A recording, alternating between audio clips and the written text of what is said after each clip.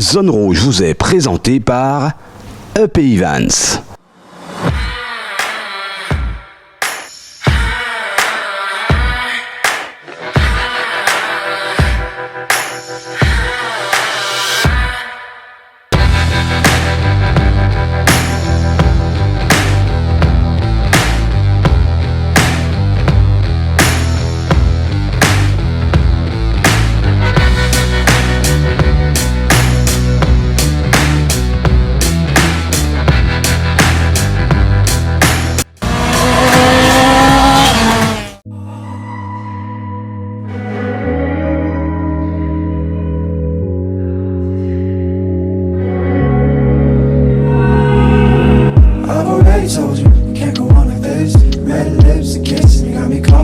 Salut à tous, merci de nous rejoindre, merci de votre fidélité. 16 mai 2024, nouvelle affiche pour ce Zone Rouge numéro 270.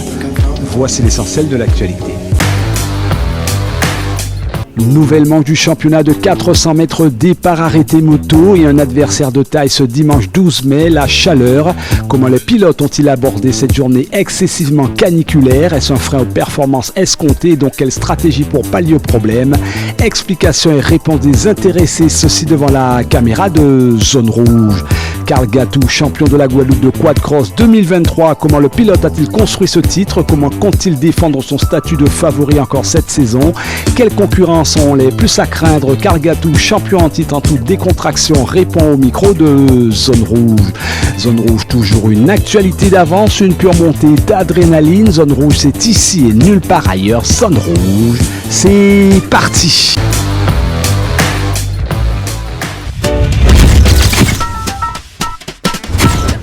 Zouti Performance, l'organisateur incontournable des départs arrêtés moto sur 400 mètres, aura beau mettre tous les ingrédients de son côté pour que les pilotes accélèrent leur performance, il y a bien un paramètre qu'ils ne maîtrisent pas, ce sont les conditions climatiques. Alors, comment faire avec une chaleur torride jugée peut-être un frein pour certains pilotes? Chacun sa vision des choses.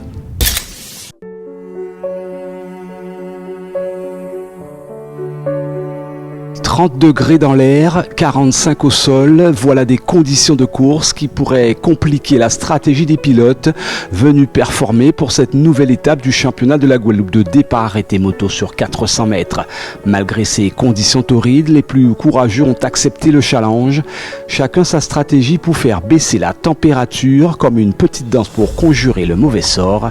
Mais la nature n'a pas dit son dernier mot, les pilotes accusent, mais demeurent sereins malgré tout. Zaza, il fait très chaud aujourd'hui.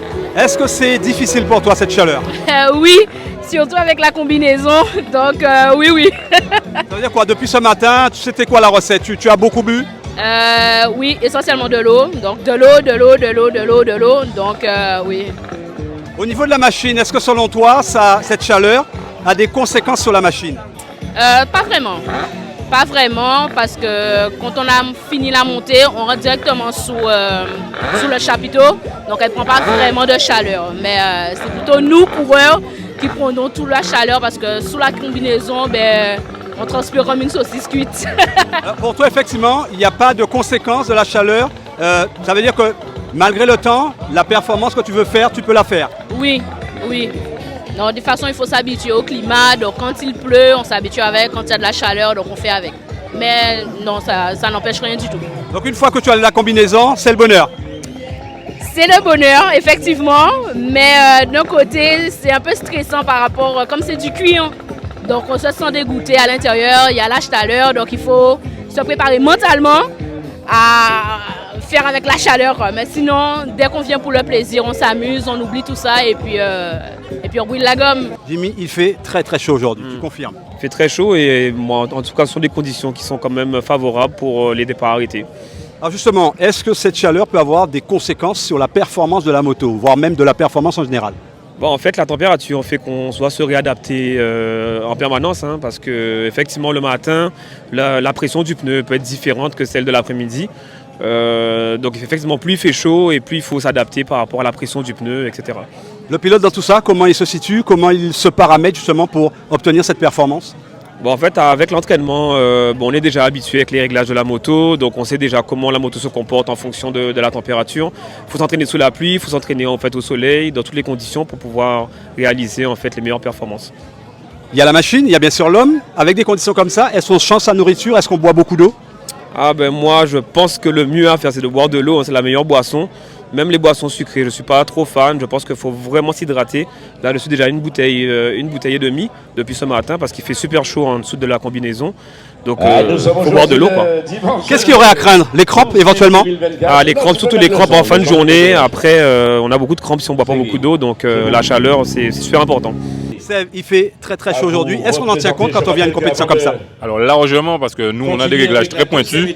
Donc par exemple pour nous sur la Yabouza où on avait fait des réglages par rapport à la semaine dernière, on est complètement à l'envers, donc on a dû démonter ce matin, on a déjà refait ce qu'il faut. Donc là ça me permet d'avoir la deuxième place en catégorie Pro Stock.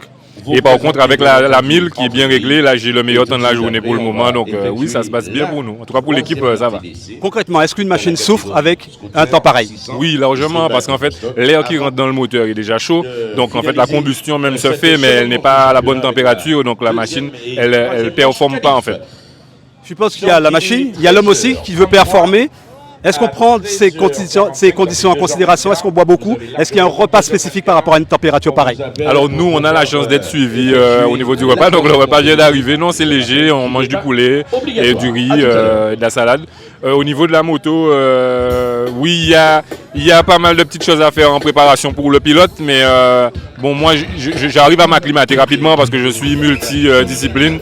Donc je monte sur n'importe laquelle, je m'organise. Mais c'est vrai que quand il fait chaud comme ça, le cerveau, il doit oxygéner les membres différemment. Donc oui, il y a des gens qui vont faire des performances moins bien que d'habitude. D'ailleurs, on le voit sur le temps. Beaucoup de pilotes, je ne sais pas si tu as regardé les écarts qu'il y a après moi. Les écarts sont grands alors que normalement, on est dans un mouchoir de poche.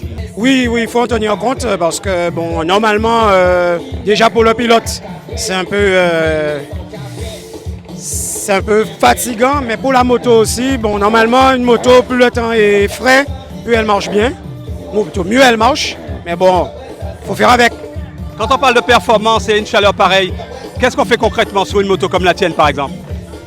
On essaie d'attendre qu'il y ait le moins de soleil possible, donc on va essayer peut-être à partir de 3 h de l'après-midi, mais sinon on ne peut rien y faire, puisqu'on n'a pas de noces, donc on ne peut pas refroidir la bouteille, puisque nous on est en speedback, c'est le moteur, quoi.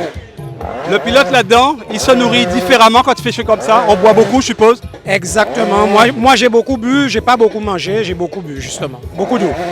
Beaucoup d'eau. Est-ce qu'un prototype comme le tien souffre de la chaleur d'aujourd'hui? Non, ça va. C'est plus les pneus après. Il faut avoir les beaux pneus, la bonne pression, sinon après la chaleur, ça va pour le moteur. Alors, quand tu parles de la bonne pression, quelle est la différence entre un temps où il fait un temps normal et un temps comme celui-là? C'est vrai que là pour le moment j'ai pas un bon pneu, donc je dois dégonfler assez quand même parce qu'avec la chaleur après ça monte en température, donc ça n'adhère pas à terre. Est-ce qu'on peut dire qu'en dehors de l'homme, tu m'as dit que la machine ne souffrait pas, est-ce que le pilote lui, avec une chaleur pareille, souffre lui? Quand on est sur la machine, c'est vrai qu'on ne souffre pas parce qu'avec l'adrénaline on ne sent pas la chaleur, mais après il fait chaud, donc sous le casque on souffre un peu. Est-ce que tu as mangé différemment? Est-ce que tu as bu beaucoup du fait qu'il fait très chaud aujourd'hui? Moi je mange pas trop, je bois beaucoup d'eau par contre. Avec la chaleur, il faut boire beaucoup d'eau. Combien de litres selon toi il faut écouler dans la journée? Moi, des fois, j'arrive à boire 2 bouteilles d'eau. Au run, ça va, c'est plus au supermoteur, ça demande beaucoup plus. Ah oui, là c'est horrible, il fait super chaud, on crève de chaud là, c'est galère de garder la combi aussi longtemps là. Et je sais pas pourquoi, mais malgré le vent, l'air est lourd, c'est super lourd aujourd'hui. Après pour les machines c'est bien, mais pour nous c'est un peu plus dur. Justement, alors quand tu dis pour les machines c'est bien, beaucoup de pilotes disent que ça rend les choses plus difficiles. Pour toi, il n'y a pas de changement sur le plan performance par exemple? Alors c'est-à-dire que pour la moto, il ne faut pas qu'elle ait trop chaud non plus, mais tu sais, plus le sol sera chaud, bien mieux le pneu va adhérer. Donc pouvoir mettre plus de coupe au départ, tu vois, c'est idéal pour nous. Mais s'il pleuvait, ça aurait été plus compliqué de pouvoir démarrer fort. Donc là, c'est plus compliqué sous la pluie. Voilà. Il y a l'homme, il y a la machine, on va venir à l'homme. Est-ce qu'on mange normalement? Est-ce qu'on boit beaucoup plus avec un temps pareil? Alors, perso, je ne mange jamais durant les courses, je mange toujours à la fin de la course, en fin de journée. Et là, oui, j'ai bu 3 bouteilles d'eau et des boissons aussi pour me détenir un petit peu. C'est horrible, il fait super chaud. Il fait très très chaud aujourd'hui. Est-ce que ça peut nuire aux performances, ce genre de temps? Oui, pourquoi? Parce que c'est pour ça on utilise un boîtier qui nous donne la température et en fonction de ça, on fait des maps. C'est une cartographie que je fais sur place et puis donc j'enrichis, j'appauvris en fonction du temps. Est-ce que tu avais déjà roulé avec des conditions difficiles comme ça? Pas trop. Bon, il y a quelques années, mais là, il fait très très chaud aujourd'hui. Donc si tu veux les machines, on a du mal à trouver le bon compromis, mais on est en train de gérer en fonction de. Je veux trouver ce qu'il faut, tout à l'heure. Avec une chaleur comme ça, je suppose que la machine souffre. Est-ce que l'homme souffre aussi? Ouais, l'homme souffre les deux. Franchement, les deux. Donc après, mais le mental est là. Donc on va accélérer tout à l'heure. On boit beaucoup quand il fait chaud comme ça? Ah oui, il faut boire parce qu'il faut s'alimenter, bien s'alimenter, boire beaucoup d'eau, un peu de soda pour essayer de tenir, voilà, et puis ça va. Boire sans retenue, ça les pilotes l'ont bien compris et puis ensuite il n'y avait plus qu'à. Tant de références aux essais à l'actif de Steve Sorail.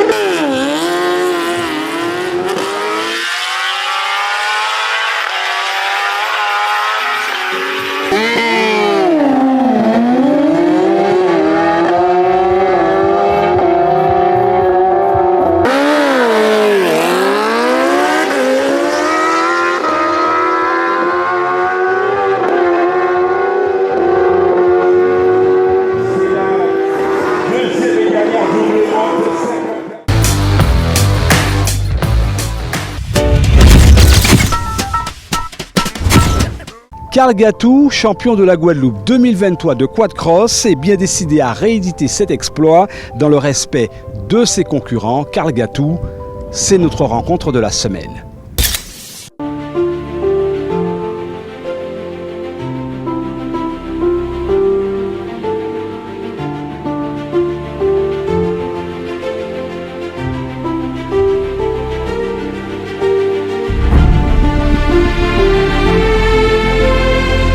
Carl Gatou, bonjour. Bonjour Eric. Comment tu vas? Ça va, un peu fatigué mais c'est bon. On a déjà repris depuis la dernière course. Carl, je sais que tu vas rouler tout à l'heure. C'est important pour toi de rouler une semaine après une compétition? Alors surtout cette année, puisque à vrai dire c'est le premier entraînement que je fais sur 2024. Puisque depuis le début de saison je roule que les jours de course. Travail, la vie personnelle à côté, donc pas trop le temps, et en plus on a eu quelques soucis mécaniques avec la dernière course de 2023. Donc là c'est la première fois où je peux vraiment m'entraîner depuis le début de la saison 2024. Ça veut dire quoi? Il y a un nouveau Carl Gatou qui aujourd'hui sent qu'il peut gagner, donc se prépare physiquement? Oui, ben, je l'ai démontré sur 2023 puisque je suis actuellement tenant du titre, je suis champion de la Guadeloupe 2023 en cross. Et ben, ça donne envie de tenir ce titre-là au moins une année supplémentaire. Donc là, l'idée, c'est de ne pas juste venir en touriste sur les courses, mais de travailler. Alors, venir en touriste, c'est pas péjoratif, surtout envers mes concurrents, puisque ben, Hubert fait un peu pareil.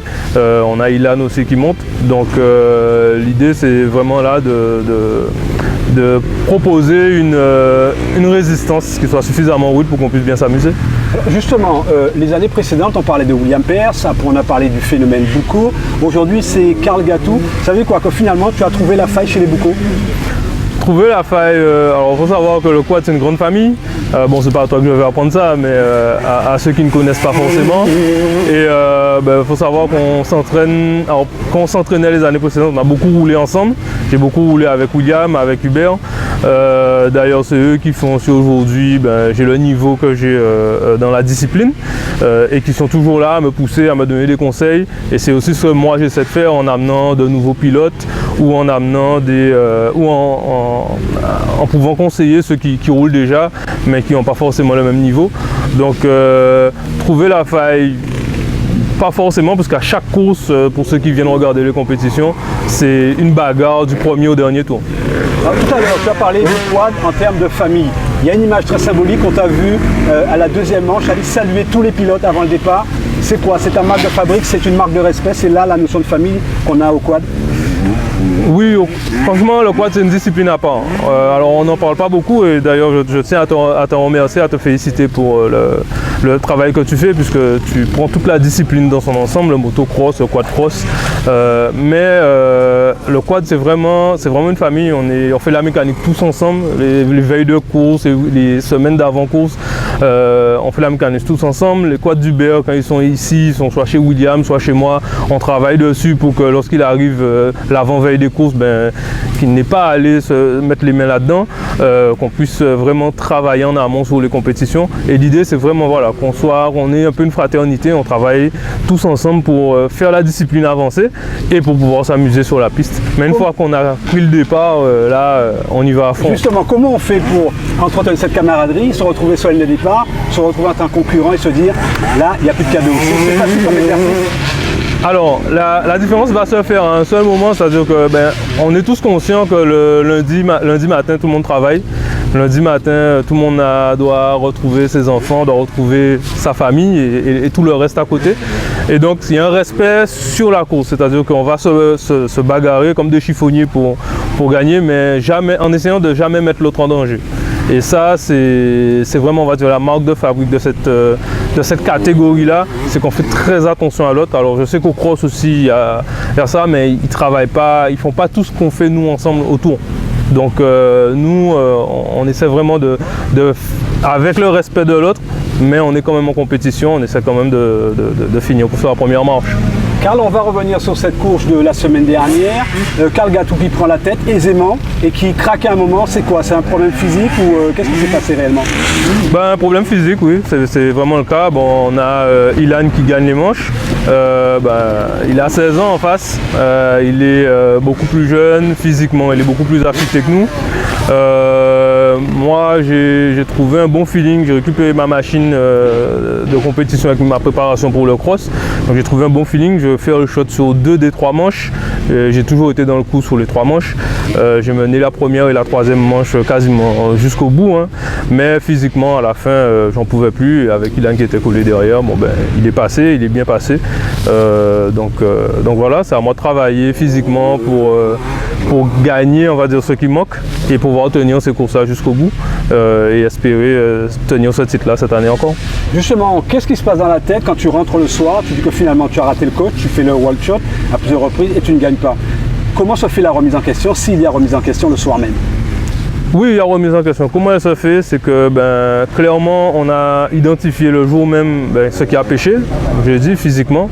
Le soir, j'ai appelé mon coach et je lui ai dit il va falloir qu'on travaille encore plus parce qu'il est hors de question que pour des questions physiques, que la machine casse comme ça m'est arrivé sur la 2e manche, la manche d'avant, ça c'est une chose, mais moi j'ai pas le droit de craquer et donc voilà, on a repris déjà les entraînements physiques et là je suis à l'entraînement aujourd'hui. Ça veut dire quoi? Prochaine course, attention, Karl Gatou ne va pas se laisser faire. C'est dans cet état d'esprit que tu vas attaquer la prochaine compétition? Oui, tout à fait. Tout à fait. Comme je le dis, avec tout le respect que je dois à mes concurrents et surtout la grande fraternité que j'ai, surtout avec Hubert, avec qui on se bat régulièrement. Puisque William n'est pas là dû à sa blessure en course de côte, il n'est pas là cette année. Là, on va tout faire cette année pour conserver ce titre-là. Donc on va se battre jusqu'à la fin d'année. Tu as parlé justement de William Pearce. Est-ce qu'il y aura des surprises à son retour ou est-ce que finalement le William Pearce restera encore l'homme à battre? Alors là, ça c'est une belle question. Pour ne rien cacher, William a un niveau qui est très élevé. D'ailleurs, c'était un plaisir pour nous d'évoluer avec lui puisque il nous tirait vers le haut. On voit son manque, on ressent son manque. On échange régulièrement, j'étais encore en ligne avec lui tout à l'heure. Donc l'idée c'est, à son retour, je pense qu'il va quand même montrer qu'il ne sera pas aussi dominateur puisqu'il va passer pas mal de temps sans pratiquer. Mais je pense qu'il aura quand même encore un gap d'avance sur nous. Mais c'est à nous de travailler pour aller chercher ça. 2023, quand tu y repenses avec un peu de recul, c'était ton année? Est-ce que c'était l'objectif de départ? Ou est-ce que tu as senti, ou à quel moment tu as senti finalement que ce titre, tu pouvais en faire une affaire personnelle? Alors, 2023, je commence l'année, je crois, avec 3 ou 4 victoires de rang. Je gagne les 3 ou 4 premières manches. Donc, lorsqu'on arrive au mois de juin et que je gagne la course du mois de juin, à ce moment-là, je me dis que c'est à moi de m'organiser pour ne rien lâcher sur la fin de saison pour remporter le titre. Donc, et c'est à ce moment-là en plus qu'à partir de septembre, Hubert revient en pleine forme. Et donc, les plus belles batailles qu'on ait eues se sont déroulées de septembre à décembre jusqu'à la dernière manche. Karl, comment on explique ces one-shots que tu réussis à chaque fois? C'est un travail de longue haleine, c'est un plus chez toi. Comment tu expliques ça? Alors ça, c'est ma marque de fabrique quelque sorte. Je sais démarrer fort. Et alors Hubert l'a montré aussi sur la deuxième manche, mais lorsque j'arrive à tout mettre, tout aligner comme je l'ai en tête pour le départ, je démarre fort, très fort. Donc ça, oui, quelque part, c'est ma marque de fabrique sur les all shots. Karl, en général, quand je parle de la catégorie des quad-crosseurs, je parle souvent des gladiateurs. Vous avez tous finalement le physique des bodybuilders. C'est important justement quand on fait du quad, on se rend compte que c'est quand même une discipline qui est très, très physique. Alors, je vous conseille là-dessus, il faut poser la question aussi aux pilotes de motocross, ceux qui ont essayé le quad, qui vous diront que c'est vraiment difficile. Ça pèse plus de 2 fois le poids d'une moto. Faut pas se dire qu'on est juste assis dessus, mais lorsqu'on arrive en virage, il faut faire contrepoids avec ça. Lorsqu'on est en l'air, on tient ce poids là et on doit l'emmener là où on veut. Donc c'est vraiment une discipline qui est très physique. D'ailleurs, même au plus haut niveau, les pilotes de quad roulent moins longtemps que les pilotes de motocross parce que c'est une discipline qui demande énormément physiquement. Donc oui, on a ce gabarit-là parce qu'à un moment, il faut avoir ce qu'il faut pour tenir la machine. Une femme parmi vous, c'est plaisant? Oui, c'est très plaisant et on essaie, nous, d'attirer d'autres pilotes. Notre rêve, c'est de pouvoir faire deux catégories, d'avoir 2 lignes de départ dans cette catégorie-là. Donc en back-office, on travaille énormément avec que ce soit William, Hubert. On fait de la mécanique pour ceux qui nous disent, bon ben, si moi, je peux préparer mon quad, je viendrai vous rejoindre, je viendrai rouler. Eh ben, on leur dit, bon ben, ramène la machine, on va travailler dessus, on va essayer de faire en sorte qu'elle puisse rouler pour que tu puisses venir. On passe des équipements. Et alors, ben, l'histoire d'Ophélie, c'est ça. Hein, ben, Ophélie, elle a roulé sur mon quad, sur le quad d'Hubert, parce qu'elle n'a pas encore de machine. Mais on essaie vraiment de faire grandir la discipline et justement avoir des femmes parmi nous. Mais c'est déjà extraordinaire qu'elle roule et qu'elle roule comme elle roule, parce qu'elle fait, la voir rouler, c'est assez impressionnant. Enfin, on a énorme. C'est la mascotte de la Team Quad. Hein. Tout le monde nous demande à la voir, à lui parler, parce que voir une femme, en plus de ce gabarit-là, rouler sur ces machines-là, c'est impressionnant. Alors, il y a un jeune qui s'est illustré dimanche dernier, le jeune Ilan. Aujourd'hui, est-ce que pour lui le plus dur reste à faire, parce qu'on sait que derrière ça va bouger? Est-ce que finalement, c'est pas lui mettre une autre forme de pression de savoir que finalement les favoris vont revenir occuper les devants de la scène? Comment ça se passe? Non, je pense qu'il doit continuer dans sa lancée. C'est un pilote qu'on a vu venir évoluer petit à petit, alors, sur les compétitions les années précédentes, mais aussi lors des entraînements lorsqu'on venait les années précédentes, à qui on a pratiqué quelques conseils. Il a la fougue, il a la jeunesse, il a le physique, donc il doit continuer dans la voie qu'il est. Hein. Il a gagné les 3 manches la dernière fois, donc il faut qu'il continue à venir s'entraîner et à travailler physiquement pour pouvoir ne pas lâcher. Ilan sera, je pense, champion de la Guadeloupe. Pas forcément cette année, en tout cas nous on va se battre pour conserver le titre. Alors, il y a Hubert qui est au classement, Hubert devant, je suis là aussi, donc nous on va se battre, mais Ilan sera très certainement champion de la Guadeloupe dans les années qui viennent. Carl, qu'est-ce qu'il faut te souhaiter pour cette année 2024? Le meilleur, le titre? La santé, le titre, je vais essayer de m'en occuper. Je te laisse le mot de la fin, Carl. Un appel aux pilotes guadeloupéens, ceux qui font du super quadeur et ceux qui ne font pas encore de quad. Ça, c'est une machine qui fait mal, mais qui fait du bien. Alors n'hésitez pas, venez rouler à Merland. Rejoignez-nous au Quad Cross. Carl, merci pour ce beau témoignage et on te souhaite bonne chance pour la suite du championnat. Merci beaucoup, Eric. Merci.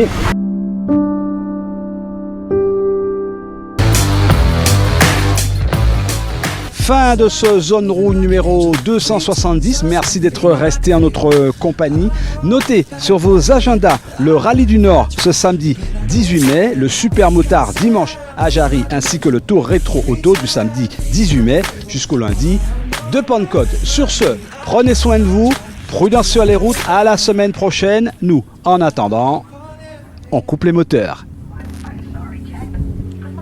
Zone Rouge vous a été présenté par EP Events.